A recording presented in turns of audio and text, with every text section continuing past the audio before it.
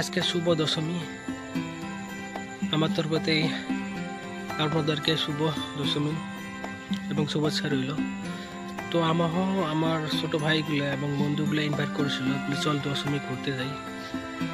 তো আমি দশমী ঘুরতে যাবে পাইনি, কারণ সর্দি এবং জ্বর, ওই জন্য যাইতে পাইনি আর কি। আজকের ব্লগ করার জন্য মানে যাদেরকে ওরা বিশ্বাস করে মানে অরিজিনাল সর্দি জ্বর না হলে অবশ্যই গেলেম হয়, এক পাক হলেও বেড়াতে গেলেম হয়।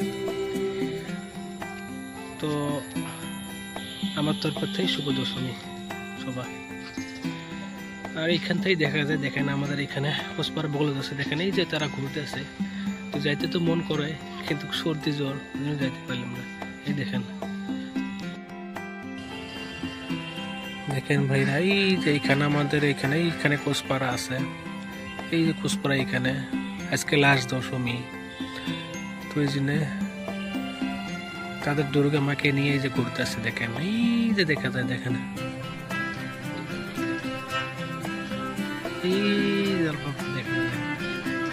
এখানে আজকে ঘুরবে, আজকে হয়তো 5টা 5:30টায় ডুববে আর কি। বিকালটা খুব ভালো, দিনটা খুব পরিষ্কার হয়েছে।